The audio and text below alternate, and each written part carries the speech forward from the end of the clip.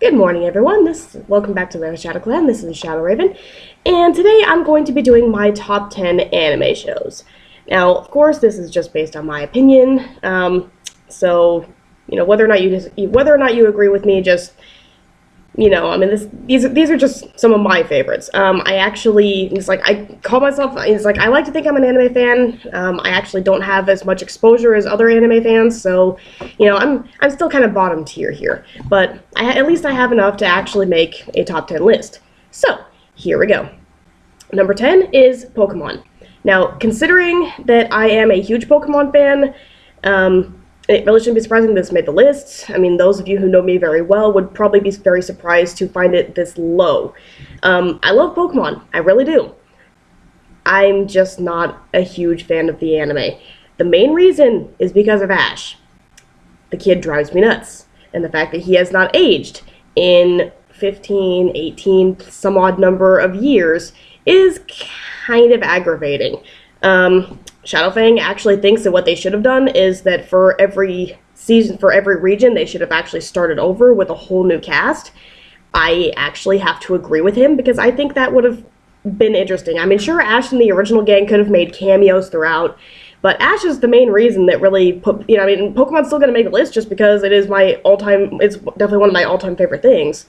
But Ash is the reason that it has been shoved all the way down to number 10. That, and there are some other anime that I have recently been introduced to in some way, shape, or form that have outclassed Pokemon. But, of course, and it's also on here for kind of nostalgia regions. Even though it's still going on, I'm basing mine more so off of the original Kanto and Orange Islands. Orange Islands, of course, is my favorite by far, just because it's so unique.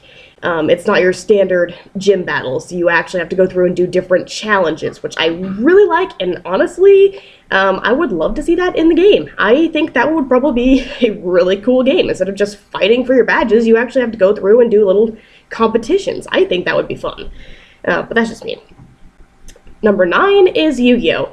And I will openly admit that I had an obsession with this show beginning in, I do believe, what was it? 2003, I think. And I had I could say about a 10-year obsession with this show. I actually enjoy it. I mean, considering I don't like the English version. Unfortunately, that is the majority of what I've seen is the 4Kids version. I like the show. I like the original premise. I have actually been hunting around and watching the Japanese episodes, because they are so much better. In general, I don't mind stuff done by 4Kids, but they have this tendency of taking a show that is intended for teenagers and trying to manipulate it and turn it into a kid's show. And that's what they did with Yu-Gi-Oh! And because of that, they killed it. They did a lot of stuff that just kind of ruined it. But the show itself, I really enjoy. I mean, the premise of a card game being used to save the world multiple times over, I thought was actually I thought it was definitely unique. Wasn't really too fun. Once again, I'm basing this off of the American version, the dub version. I'm not really too fond of the two main characters. Mainly because part of it's the voice, and then part of it is just the, friendship this, friendship that, heart of the cards this, heart of the cards that. I can understand it's kind of in the original, in the sub version, but it's not as prolific in that version. So that and Yami just, I liked him at first, and then my villain preference kicked in, and yeah, I think my affection, I think my liking of Yami was maybe 6 months at most. Once I actually got into, and that was pretty much only during Duelist Kingdom, just because I wasn't really too fond of Pegasus. I mean, he's a cool guy, definitely an interesting villain, for being kind of one of those, rich, almost kind of creepy people. He's definitely an interesting villain, I will give him that. But once I started watching Battle City, I think Malik far outclasses Pegasus as a villain, and Yami no Malik is probably one of my Yami no Malik is probably my second favorite villain in that show. My favorite villain in the show, and this is where the 7-year part of the obsession came in, was Yami no Bakura. He is definitely my favorite villain, and he is actually the reason that Yu-Gi-Oh! Is making number 9. It would have been higher up. There was a time where Yu-Gi-Oh! Would have been the top of this list. But as I said, I have come into contact with several other anime that have shoved it down to, pushed it down to number 9. It's still a good anime. The Japanese version is definitely better, so if you decide to check it out, find the Japanese version. Don't watch the American version. Find the Japanese version and watch it. It's so much better. Number 8 is Inuyasha. And this one kind of goes back quite a ways. I actually have not seen this in quite a few years. And even then, I have seen some of the beginning episodes, some of the episodes near the very end, and then some of the episodes in between. So I am basing this off of maybe a grand total of 15 to 20 episodes max. I will say I love the premise of it. I mean, a corrupted jewel that they have to find the pieces of and then purify to basically essentially save 2 worlds. In general, I just like it. I kind of like, from what I've seen of it, I like the character development. I like the way I like the way their relationships kind of overall, they kind of grow and change. And I just really like seeing that kind of thing.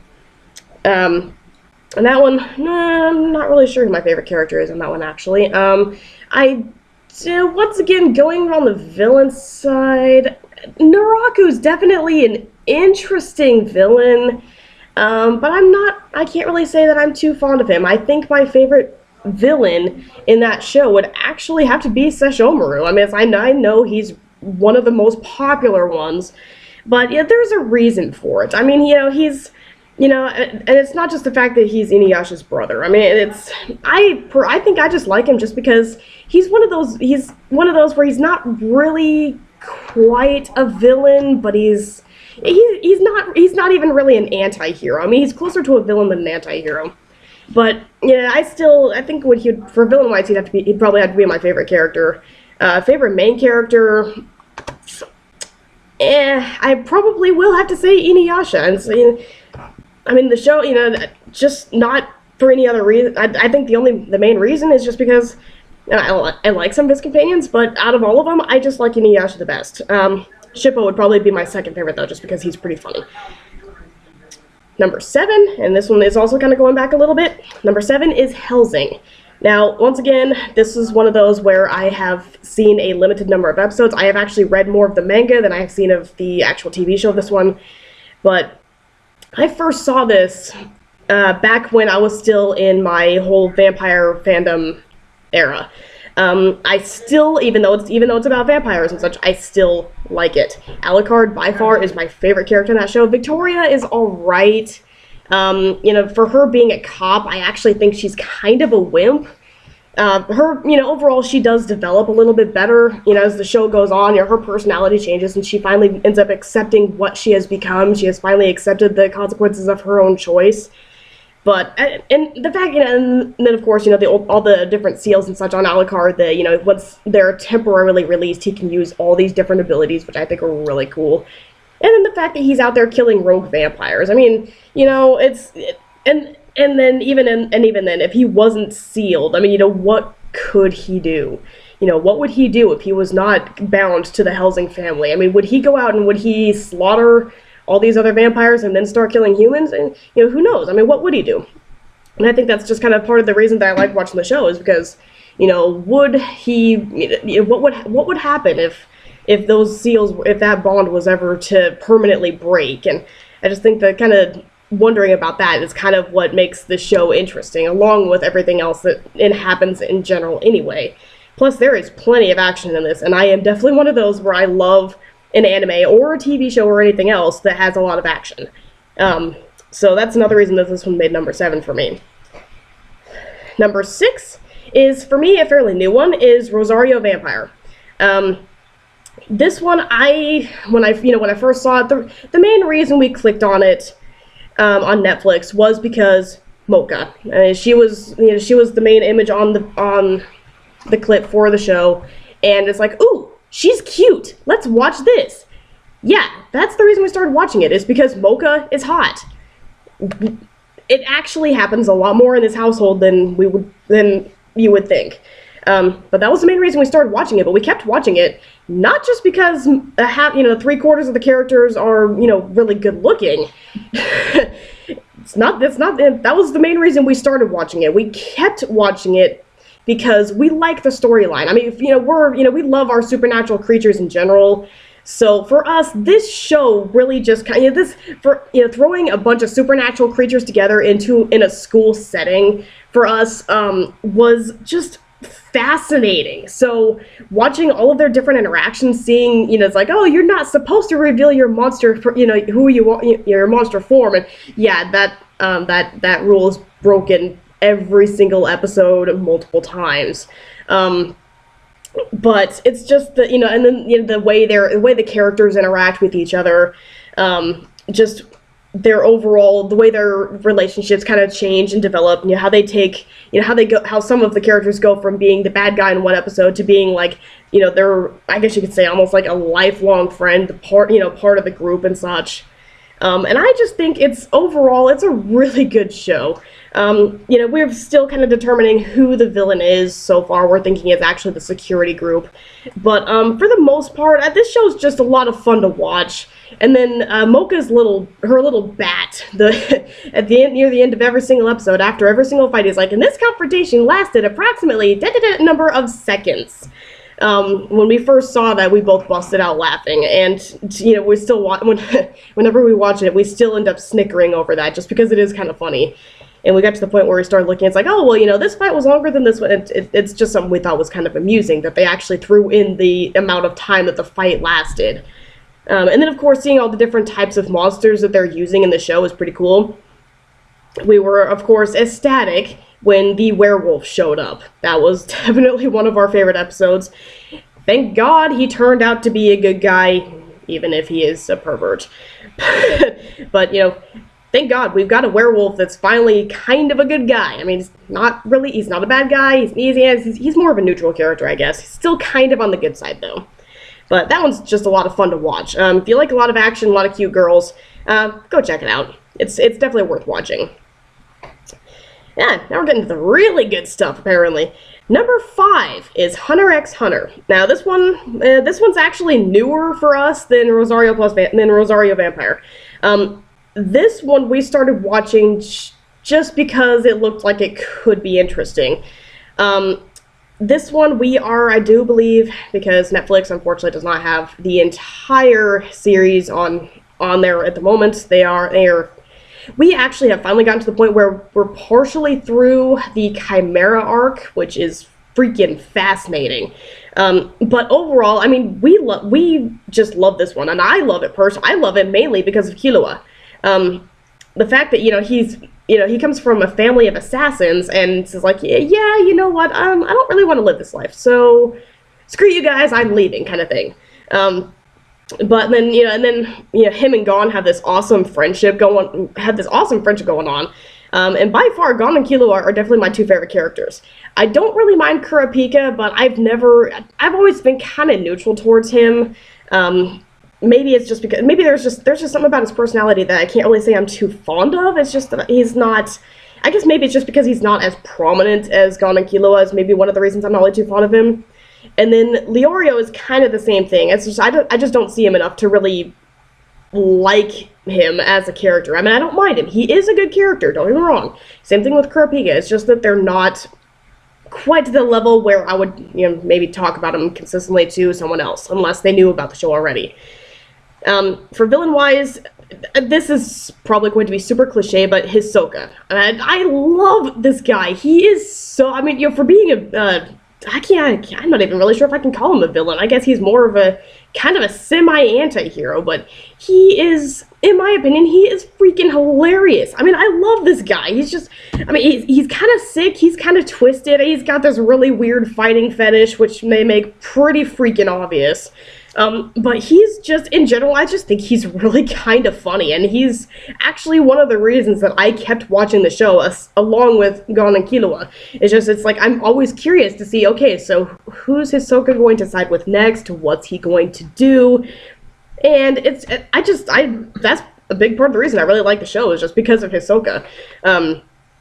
Him, Gon, and Killua are the main reasons that I watch the show. But there's also plenty of action in the show.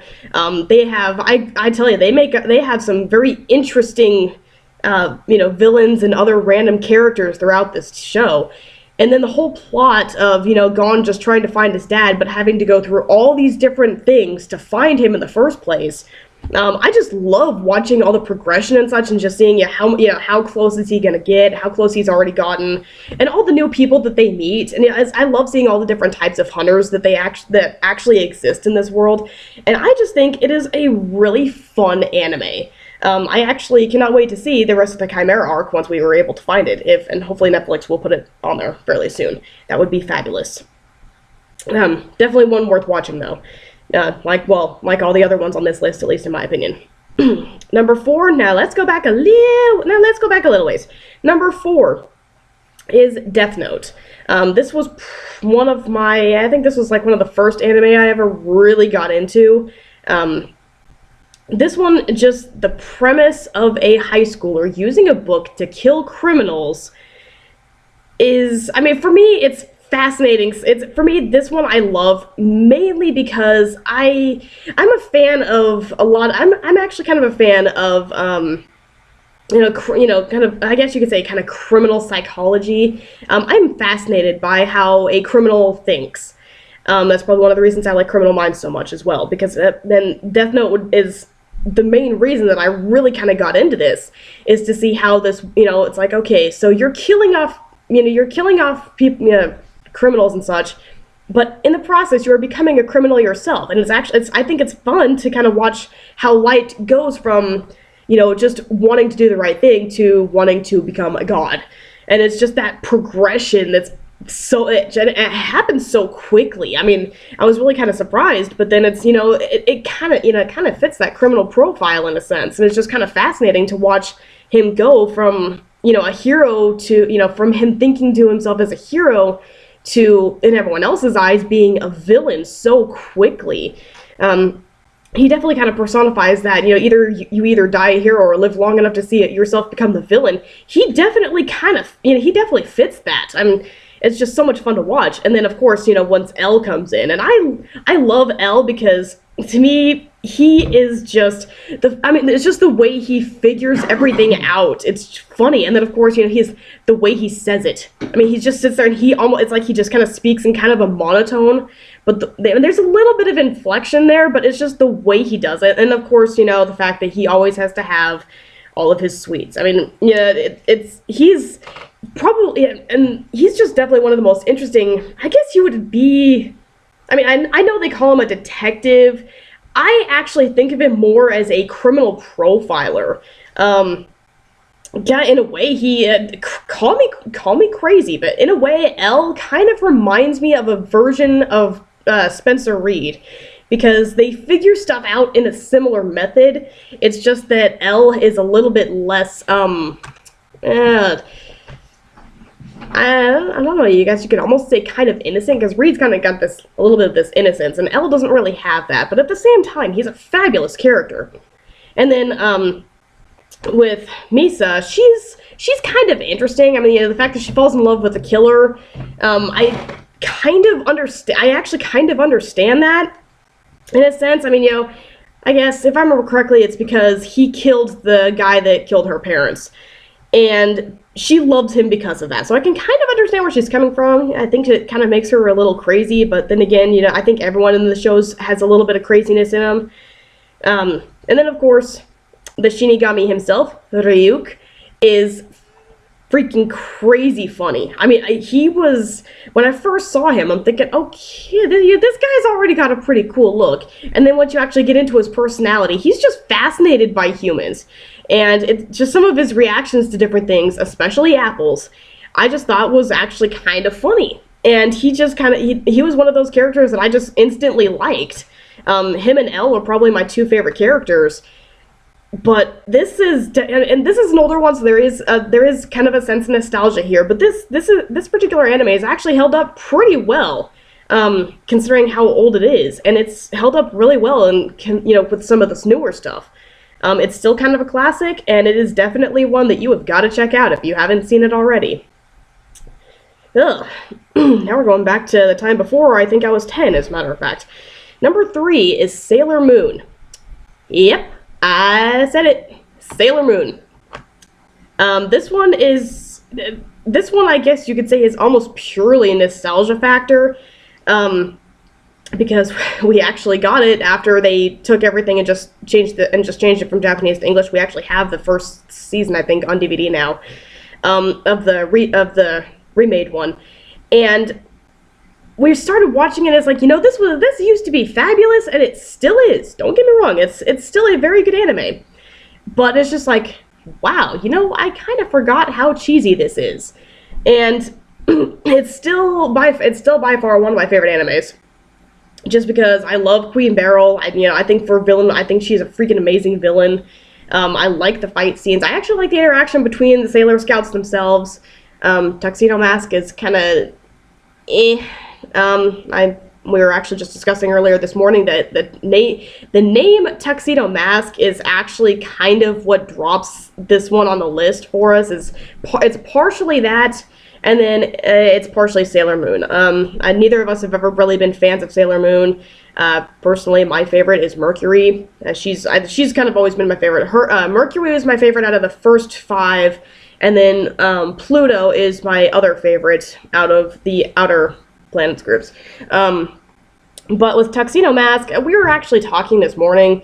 It's not so much the character, it's the name. I don't know why they chose the name Tuxedo Mask, but they could have done better. I mean, the two names that came up that I actually really liked that we were talking about this morning is Tuxedo Knight or Rose Guardian, and I think either one of those would have been better. But Tuxedo Mask, I mean, come on! I know it's kind of supposed to be for that tween teenage, but at the same time, though, they could have chose something better, and that's actually the main reason that it dropped from the potential number 2 spot. But overall, though, I like the action, I like the villains, I like the creativity that they use to, collect as much human energy and such as possible. It is an older one, so as I said, there is that nostalgia factor, but it's definitely worth watching. And even though even though we kind of look back and it's like, this is kind of cheesy, yeah, I know one of these days we're just gonna have a Sailor Moon binge day, and we're just gonna watch the whole thing anyway. And we'll probably continue to do that until we're dead. Really won't surprise me if we do. Number 2. Now, number 2 and number 1 are similar, and this one was actually a little difficult for me, especially since I've seen especially since with one of them I have seen all of the episodes that I currently have available, and the other one I have not. The other one I am basing on 5 episodes. But number 2, and this is barely edged out by number 1, but number 2 is Attack on Titan. Yep, I have 2 posters, and it was number 1, and then I started watching then I actually started watching number 1. So Attack on Titan was pushed down to number 2 by a very small margin, mind you, by a very small margin. But I love Attack on Titan. I love, even though from what I've seen in the first 25 episodes, the character development could use a little bit of work. There actually isn't much of it. But granted, and I know, everybody likes Mikasa. I know that she's probably one of the most popular characters on it. Personally, I like Armin just because when I first saw it, he makes me think so much of me. Obviously, he's probably 10 times smarter than I am. He's definitely more strategic than I am. But he's kind of that quiet, shy, book smart kind of person. And that's kind of how I am. I mean, especially when I was younger, he reminds me so much of myself. So I really like Armin for that aspect. And then, watching him go from being kind of this little chicken shit to being a strategic master and facing his fears. I mean, you can tell he's still terrified, but, he does what he has to do to save his friends, and I think that's really kind of cool. Mikasa, I mean, you know, I know she's really popular, and I do like her. She is really cool. She's just a badass. She is definitely, you know, any kind of reputation she has, she's earned it. You know, she's that quiet person that will mess you up if you do or say the wrong thing. And then Eren is all right. I think overall I like him. I think the only reason he's not my favorite overall character is because of I understand his point of view. But sometimes it's just the way he says things is probably one of the reasons that he's not quite one of my favorite characters. He comes off as being too aggressive, and I understand why. I understand where he's coming from, but I think, you know, calling everyone cowards just because they don't want to face the Titans is, as I said, I understand where he's coming from, but, you know, he doesn't have to be such a butthead about it. But overall, I mean, I love the show. I mean, just and of course there's the mystery of what the Titans are, where did they come from. I actually love the scout scientist that works with Eren. For the life of me, I can't remember her name. If you remember her name, or if you know her name by heart or whatnot, leave it in the comments so I can remember, because I've been trying to been trying to remember her name forever, and I can't seem to remember it. And to go back and watch the anime apparently again for the third time. I still can't remember her name after that. But I absolutely love her. I mean, she's freaking hilarious. And then, of course, you know, then with all, you know, all the stuff that you learn in the later episodes about the Titans and such, I think is absolutely fascinating. And that's why and then, of course, they have the 2 live-action movies. I have heard from a couple of different sources that they absolutely stink. I don't care. I still plan on, if I can, I'm still planning on buying them and watching them. Why? Because it is Attack on Titan, it is a live-action movie, and I still want to see it, just because I've seen the trailers, and I think it looks freaking awesome. And I love Attack on Titan so much that I would buy movies without seeing them first. Sure, I might regret it, but I kind of doubt that.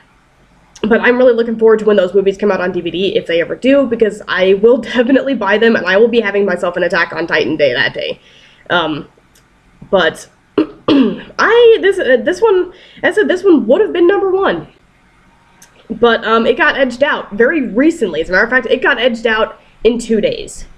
2 days of seeing 5 episodes of another show, and Attack on Titan got pushed down to number 2. And the reason it got pushed down to number 2 is because my number 1 is Parasite the Maxim. Now, I first heard about this one on another YouTube video, and I was thinking, okay, so, I mean, first of all, that sounds very weird, which, of course, it's weird, it's right up my alley.